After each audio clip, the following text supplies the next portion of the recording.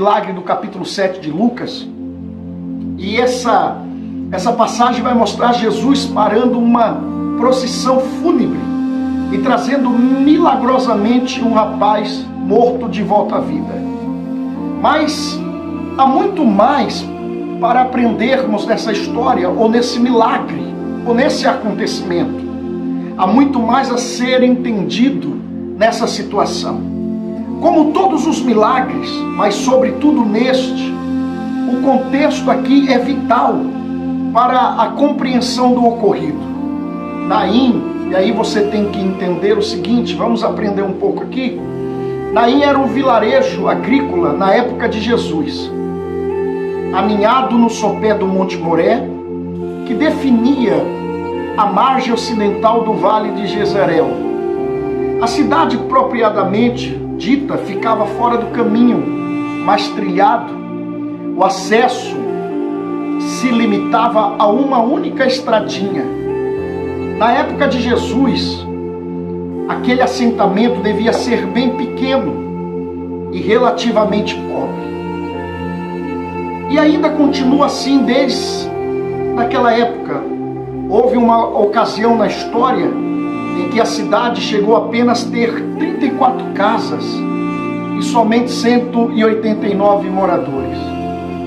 Lucas começa o seu relato observando que Jesus estava em Cafarnaum no dia anterior e havia curado o servo do centurião. Depois, somos informados de que no dia seguinte, o Senhor foi para uma cidade chamada Naim, acompanhado por um grupo de discípulos. E essa sequência aqui, irmãos, é muito importante para que os irmãos compreendam o trabalhar de Deus, ou o quanto Jesus se importa conosco e com o nosso sofrimento.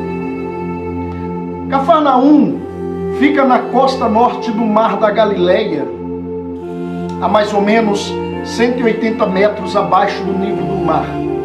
Naim fica aproximadamente a 50 quilômetros a sudoeste de Cafarnaum, a 200 metros acima do nível do mar, exigindo, portanto, uma árdua subida, colina acima, para se chegar à cidade. Para caminhar de Cafarnaum a Naim, seria necessário ao menos 1 ou 2 dias de viagem. Recentemente houve um grupo de alunos do centro de Jerusalém, da BIL, que levou 10 horas para percorrer a pé esse trajeto em estradas pavimentadas. Isso significa que Jesus deve ter precisado acordar bem cedo ou até caminhar durante a noite para interceptar a procissão fúnebre no dia seguinte. Quando Cristo, ou quando Jesus se aproximou da cidade, após uma viagem exaustiva, você imagina o quanto Jesus estava cansado humanamente falando. Um rapaz, provavelmente de 20 e poucos anos, estava sendo levado numa maca fúnebre. Lucas, como um bom médico, ele conta que aquele jovem, ele vai relatar a história daquele jovem, era o único filho da viúva. E alguns estudiosos deduzem do texto grego que não havia nenhum outro descendente. Ela não havia mais família. Então os irmãos há de convir comigo que a mesma já tinha perdido o esposo, pois a mesma era viúva, e agora vai enterrar o único filho. E não tem mais ninguém que lhe ampare. Ela não tem mais ninguém. Então imagina o sofrimento daquela mulher. Imagina o quão grande era essa perca. Obviamente que ver um filho morrer já seria uma tragédia para qualquer pessoa. Um sofrimento grande. Mas pensemos nas implicações para aquela viúva. O que exatamente significava em termos sociais, espirituais e financeiros ser uma viúva sem herdeiros, na antiga Israel. Na cultura do Velho Testamento, acreditava-se que quando o marido morria antes de ter uma idade avançada, isso era sinal de castigo de Deus pelo pecado. Assim, alguns acreditavam que Deus estava punindo aquela mulher, aquela viúva, que ela estava passando por aquela situação por causa dos seus pecados. E aí, nós vamos ver que no livro de Ruth, quando Noemi ficou viúva, ainda jovem, ela se lamentou. Pois o texto diz, em Ruth 1, 21, pois o Senhor testifica contra mim, e o Todo-Poderoso me fez tanto mal. Não apenas havia uma dor espiritual e emocional, mas aquela viúva de Naim também teria de enfrentar a ruína financeira, até mesmo a possibilidade de morrer de fome. Porque no casamento, a mulher era designada à família do marido para proteção financeira.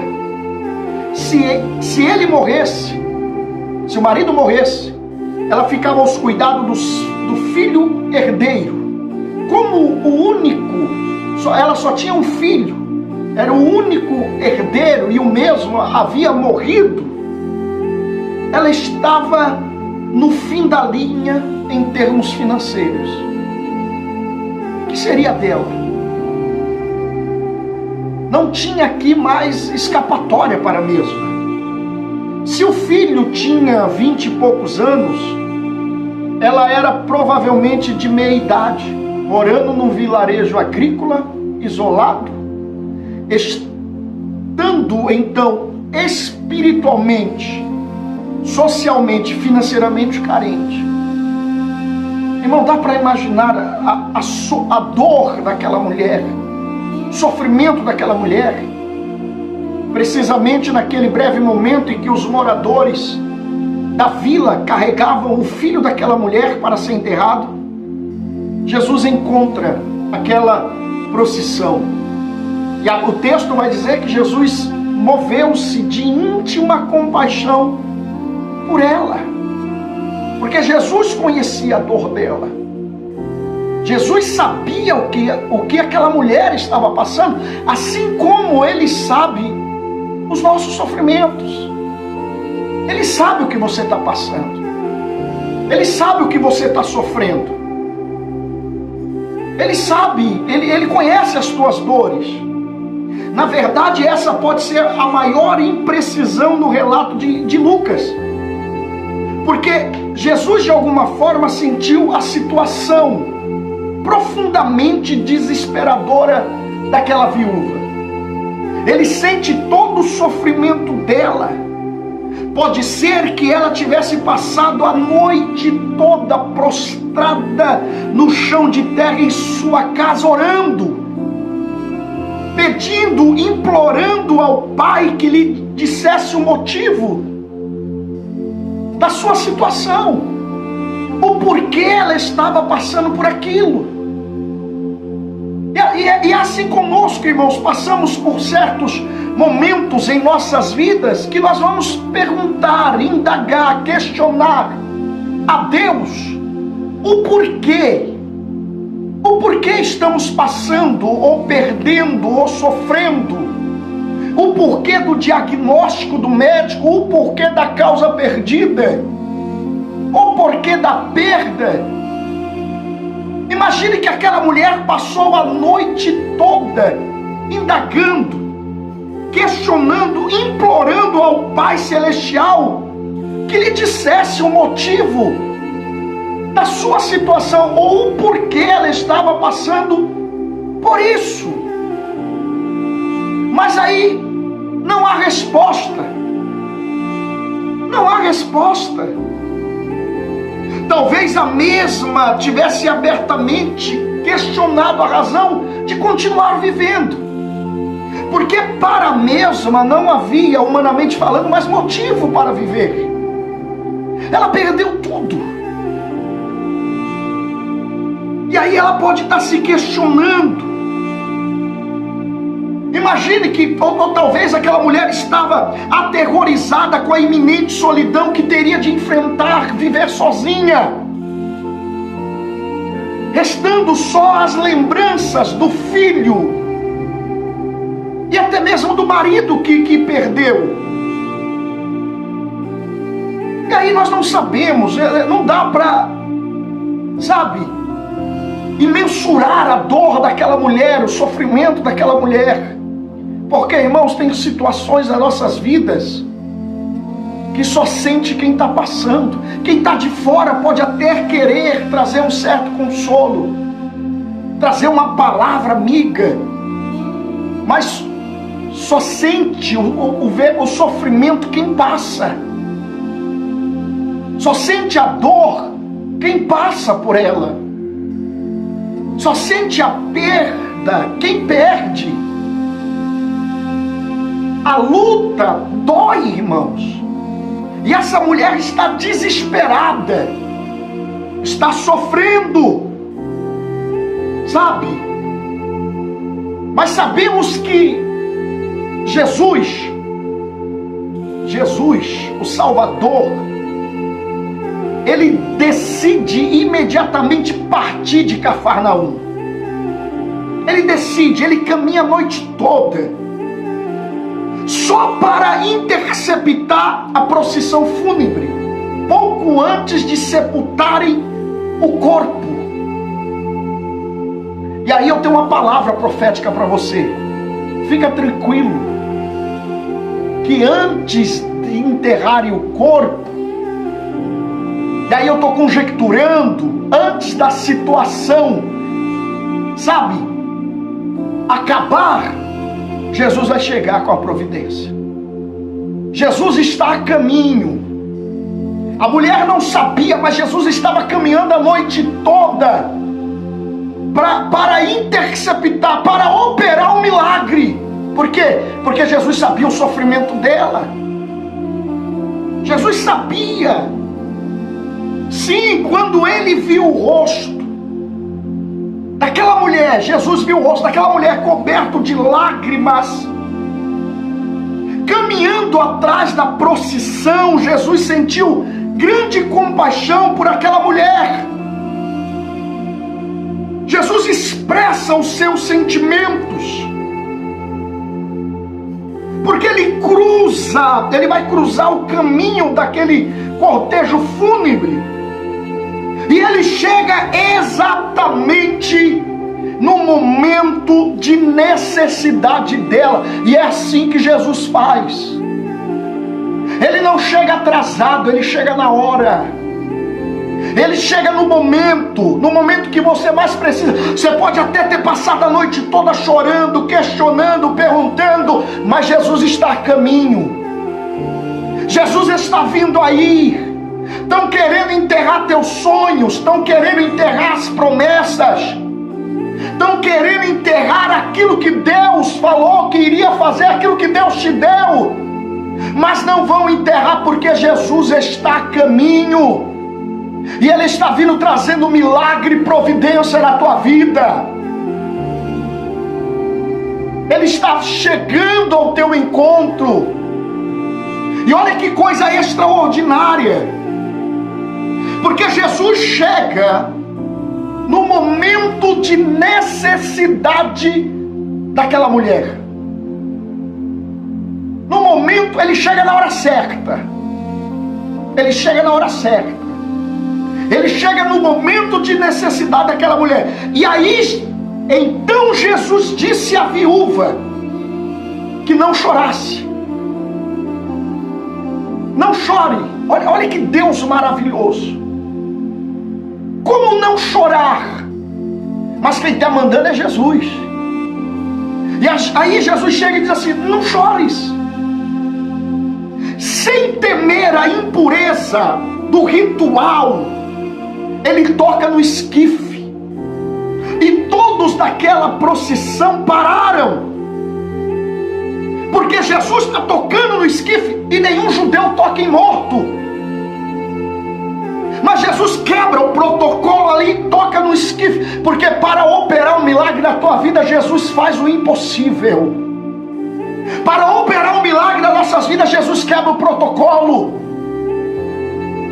E aqui ele está quebrando. E quando todos param, e aqui todos param, irmãos, porque aqueles que caminhavam para enterrar, porque ali era um cenário de derrota, de sofrimento, de destruição, de dor. Aqueles que estavam ali estavam com pena daquela mulher. Talvez muitos que estavam ali estavam dizendo: acabou para ela, já era, não tem mais jeito, como vai viver? Mas aí Jesus para e toca, e eles param, pensando, eu fico imaginando eles pensando assim: o que esse homem vai fazer? O que esse homem vai fazer? Quem é esse homem? Está tocando no morto. Mas aí Jesus diz ao menino: a ti te digo, levanta-te. E eis que o que estava morto assentou-se e começou a falar. Aleluia. Eu fico imaginando as pessoas olhando aquela cena, aquela situação. Porque quando Jesus diz para o menino: levanta-te, ele assenta, começa a falar. Aí Jesus vai e o entrega para sua mãe, dizendo assim: aonde havia choro, agora vai ter alegria. Aonde havia dor, agora vai ter acalento. Aonde havia derrota, agora vai ter vitória. Naturalmente, irmãos, que a multidão de moradores da vila e os seguidores de Jesus ficaram assombrados. Ficaram assombrados quando a dor compartilhada dele se tornou em pura alegria. E todos glorificavam a Deus. Todos glorificavam a Deus, dizendo: um grande profeta se levantou entre nós. Mas aquele milagre também tinha a ver, irmãos, com o resgate de uma alma desesperada. Jesus estava ciente que havia algo muito errado com aquela mulher. Alguém que era desprezada em sua cultura. A situação dela clamava por sua atenção imediata, mesmo que tivesse de viajar para longe de onde se encontrava no momento exato daquela situação. Jesus sabia que aquela mulher precisava do milagre, mas precisava ser curada aqui dentro. Porque aquela mulher estava sofrendo. Ela já vinha sofrendo a perda do marido. Imagina a situação daquela mulher. Jesus conhecia e nos conhece a situação desesperadora que ela se encontrava, e foi rapidamente até ela. Existe uma frase, irmãos, do presidente Thomas, que proferiu uma verdade inegável ao dizer: um dia, quando olharmos para trás e virmos as aparentes coincidências de nossas vidas, perceberemos que não foram exatamente por casualidade que ocorreram. Não é obra do destino, é Deus trabalhando. No entanto, por mais inspirador que seja esse acontecimento, ele deve ser muito mais do que uma história interessante da Bíblia para nós. Esse milagre confirma indiscutivelmente que Jesus conhecia aquela viúva pobre, esquecida e carente. E é, irmão, justamente quando nos sentimos esquecidos, carentes, desprezados, solitários, é que devemos lembrar que Jesus foi ajudar a viúva exatamente em seu momento de maior necessidade. E que Ele também virá te auxiliar nesse momento que você está passando. Ele também vai vir te auxiliar nessa luta, nessa prova, nessa perca. Ele está vindo te auxiliar. Uma segunda lição que podemos aprender como exemplo do Salvador é a importância de ajudarmos e abençoarmos as pessoas ao nosso redor. Por quê? Porque muitos de nosso círculo de influência sentirão desânimos de tempos em tempos. Se lhe contarmos, se falarmos dos milagres a respeito da irmã de Naim, se falarmos aquilo que Deus fez, aquilo que Jesus fez, e de como o Senhor conhecia precisamente o desalento dela na sua grave situação, na sua grave crise pessoal, isso pode mudar a vida de muita gente, irmãos. Deus está nesse exato momento atento com a tua situação e se preocupa conosco. Só que, contudo, é por meio de outras pessoas que Ele costuma atender às nossas necessidades. Isso me faz lembrar de que somos importantes para Ele. Isso me faz lembrar que você é importante para Deus. E que Ele jamais vai se esquecer de você. Não se esqueça disso. Você pode até ter parado, deixado, enfraquecido, mas Jesus não se esquece de você. Ele te ama muito. Então aprenda com a viúva de Naim e creia que Jesus está vindo ao teu encontro, ao teu socorro, porque Ele é Deus. Eu quero orar com você e por você. Pai, obrigado, Deus, porque o Senhor operou no passado, mas continua operando no presente. E são lições riquíssimas que aprendemos através da Tua Palavra. E compreendemos que no momento mais difícil de nossas vidas, o Senhor é auxílio, socorro e presente na hora da angústia. Nos ajuda a crer, a confiar nas Tuas promessas e de que o Senhor está conosco, em um nome de Jesus. Que Deus os abençoe, meu irmão. Compartilha esse vídeo, vai ficar aí no meu canal no YouTube. Compartilha com o maior número de pessoas possível nas suas redes sociais. E você que ainda não é inscrito no nosso canal, se inscreva, ative o sininho, né? E deixa um joinha aí, mas compartilha aí com seus amigos, compartilhe nas suas redes sociais e que Deus os abençoe em um nome de Jesus.